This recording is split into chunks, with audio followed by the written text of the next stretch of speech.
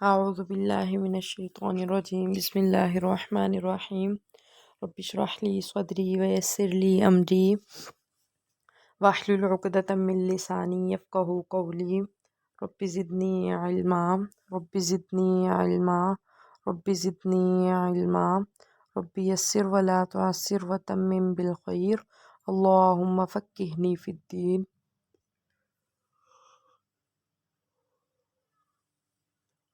آیت نمبر 41. وآمنو اور ایمان لاؤ بیما اس کے ساتھ انزلتو میں نے نازل کی مصدقاً جو تصدیق کرنے والی ہے لما اس کی جو معاکم تمہارے پاس ہے. اللہ تعالیٰ کہہ رہے ہیں جو قرآن مجید میں نے کتاب نازل کی ہے اس پر ایمان لاؤ، اور جو کتابیں تمہارے پاس ہیں یعنی توریت، زبور، انجیل وغیرہ، ان کی یہ کتاب قرآن مجید تصدیق کرنے والی ہے.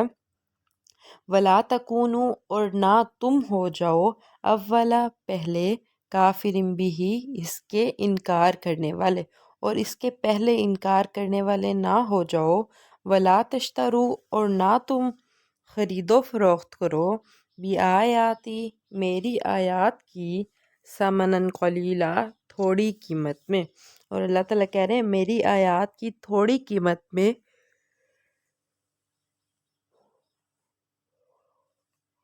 خرید و فروخت نہ کرو، یعنی کہ نہ ہی خریدو میری آیات کو تھوڑی قیمت میں، اور نہ ہی تھوڑی قیمت میں میری آیات کو بیچو.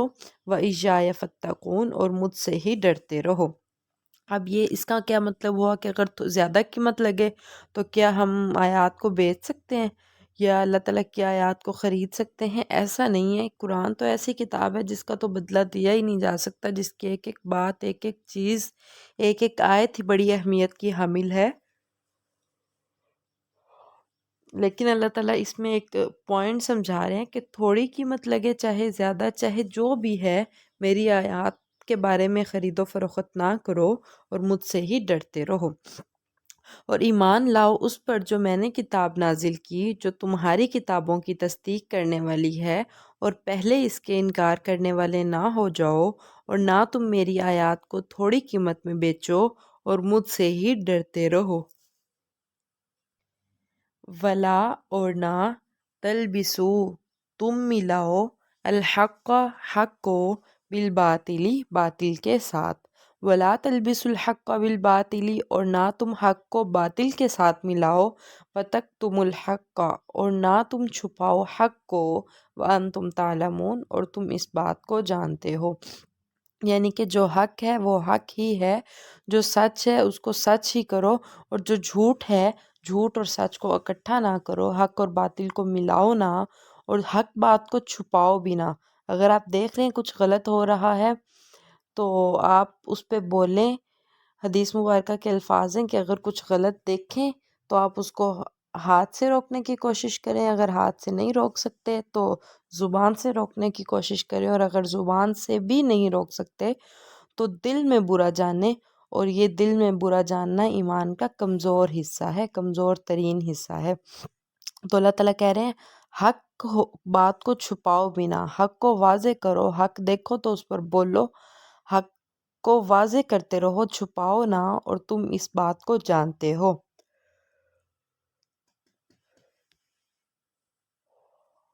وَأَقِیمُوا الصَّلَاةَ اور نماز قائم کرو.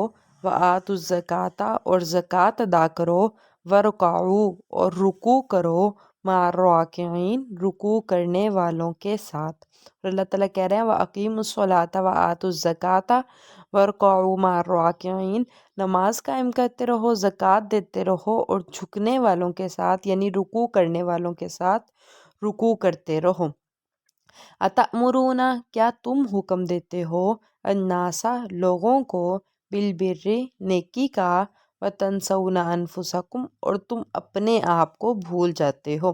اب کیا بات ہے کہ جب آپ نے کسی کو کوئی بات سمجھانی ہے تو اس کو پہلے خود عمل کرنا ہے، پھر جو ہے لوگوں کو آپ کی بات کی سمجھ بھی آئے گی اور لوگ آپ کی بات کو زیادہ سمجھیں گے، زیادہ مانیں گے. جب آپ خود ہی عمل نہیں کریں گے تو دیکھنے والے کہیں گے خود تو آپ اس بات کو عمل نہیں کرتے، اس بات کو سمجھتے نہیں، تو آپ ہمیں کس بات کی وجہ سے سمجھا رہے ہیں۔ تو اللہ تعالیٰ کہہ رہے ہیں کیا تم لوگوں کو نیکی کا حکم دیتے ہو اور اپنے آپ کو بھول جاتے ہو؟ وَأَنْتُمْ تَتْلُونَ الْكِتَابَ، وَأَنْتُمْ اور تم تتلون پڑھتے ہو الکتاب کتاب، افلا کیا پھر نہیں، تعقلون تم عقل رکھتے۔ اللہ تعالیٰ کہہ رہے ہیں تم کتاب بھی پڑھتے ہو، سارا کچھ سمجھتے بھی ہو، تو کیا تم عقل نہیں رکھتے؟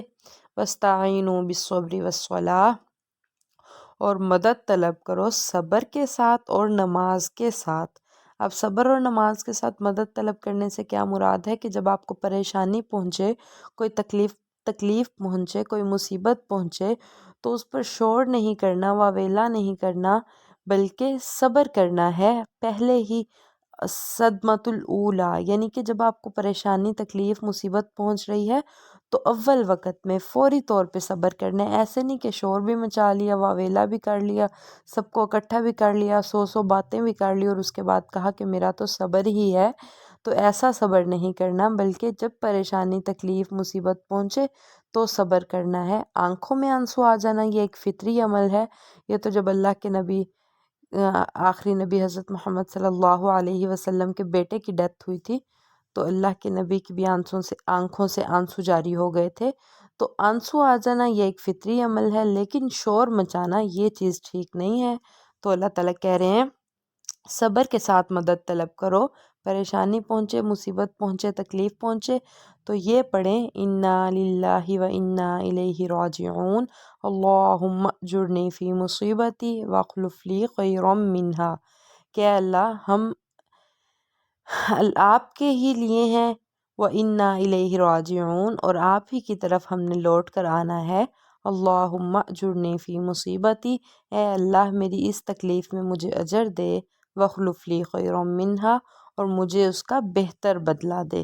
تو یہ دعا پڑھیں تو انشاءاللہ اللہ تعالیٰ کوئی اور اچھا آپ کے لیے سبب پیدا کر دیتے ہیں اور آپ کے لیے بہترین چیز مہیا کر دیتے ہیں۔ تو اللہ تعالیٰ کہہ رہے ہیں مدد طلب کرو صبر کے ساتھ، والصلاۃ اور نماز کے ساتھ۔ اب نماز کے ساتھ کس طرح؟ جب کوئی پریشانی پہنچے، جب کوئی ٹینشن ہو، جب کوئی آپ پریشان ہیں، تکلیف پہنچ رہی ہے، مصیبت ہے، آپ بیمار ہیں، تو نماز ادا کریں۔ اب فرضی نماز تو پڑھنی ہی ہے، وہ تو فرض ہے، اور نماز تو بہت ضروری چیز ہے، کیونکہ قیامت کے دن جو پہلا سوال کیا جائے گا، اول ما سئل عن الصلاۃ، جو پہلا سوال کیا جائے گا وہ نماز کے بارے میں ہی سوال کیا جائے گا۔ تو نماز پڑھنا بہت ضروری چیز ہے۔ فرضی نماز تو ہے ہی، لیکن اللہ تعالیٰ کہہ رہے ہیں جب آپ پریشان ہوں، تکلیف میں ہوں، مصیبت میں ہوں، تب بھی نماز کے ذریعے سے مدد طلب کریں۔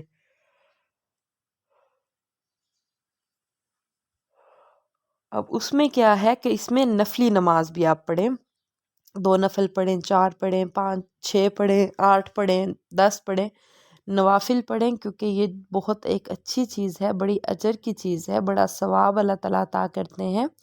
تو اللہ تعالیٰ کہہ رہے ہیں وَاسْتَعِینُوا بِالصَّبْرِ وَالصَّلَاةِ اور مدد طلب کریں صبر اور نماز کے ساتھ، وَإِنَّهَا لَكَبِيرَةٌ إِلَّا عَلَى الْخَاشِعِينَ وَإِنَّهَا اور بے شک وہ لَكَبِيرَةٌ البتہ بڑی بات ہے یا بھاری چیز ہے، إِلَّا عَلَى الْخَاشِعِينَ مگر ڈرنے والوں پر۔